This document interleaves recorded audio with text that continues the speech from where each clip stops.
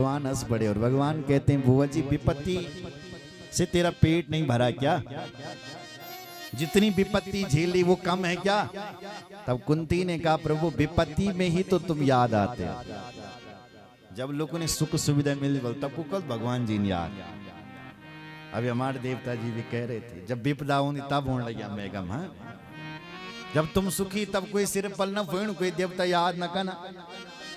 और जानी विपदा आई परेशान होया कखवल भैरू कखवल चंपा देवता कखवल नरसिंह अब कर लगे देवता याद अब फेंड लगे सिर क्यों फोड़ रहे हैं विपदा।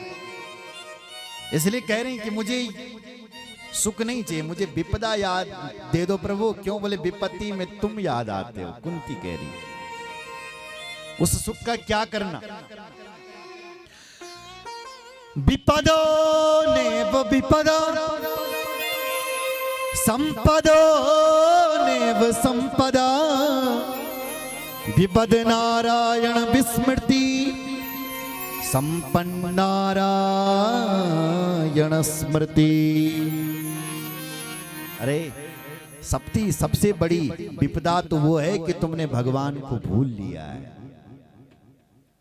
और सबसे बड़ी संपत्ति ये है बल्कि तुम भगवान जी ने याद से कर लगे। ये सबसे बड़ी संपत्ति है भगवान के नाम की संपत्ति।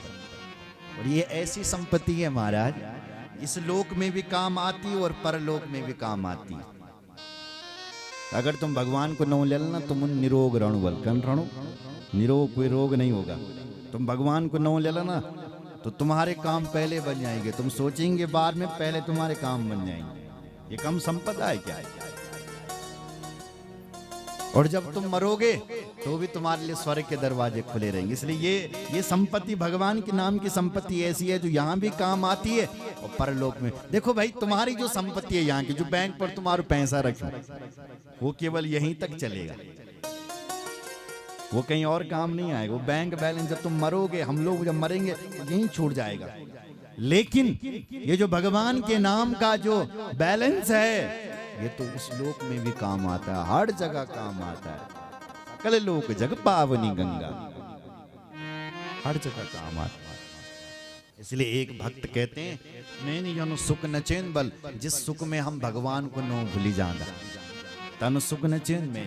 मुझे तो वो दुख अच्छा लगता है जिस दुख में मुझे मेरा राम याद आता है। सुख के माथे सिल पड़े जो हर हृदय से जा बलिहारी वा दुख की जो पल पल नाम जपा। सुख के माथे बल सिल पड़े मैं नचन अनुसुख जो मेरे जो हरि हृदय से जो मेरे भगवान मेरे से दूर हो जाए। अरे मुझे तो वो दुख अच्छा लगता है जिस दुख में मेरा राम मुझे याद आता है मेरा कृष्ण मुझे याद आता है। इसलिए कुंती ने कहा प्रभु दुख दे दो ना उस दुख में हम तुम्हें दिन रात याद करेंगे। भगवान ने कहा दुख तो मेरे पास है नहीं बुआ जी इसलिए मैं अपने आप को ही तुम्हें दे देता हूँ। तो भगवान ने द्वारिका जाना कैंसिल कर दिया और तुरंत भगवान 5 पांडवों के साथ यही इंद्रप्रस्थ नगरी में ही भगवान रहना शुरू कर दिया है। बोलो भक्त वत्सल भगवान जय। रहते हैं महाराज समय बीता। एक दिन भगवान ने सोचा कि पितामह भीष्म के पास चलते हैं क्योंकि आप जानते हैं ये पितामह भीष्म कौन है।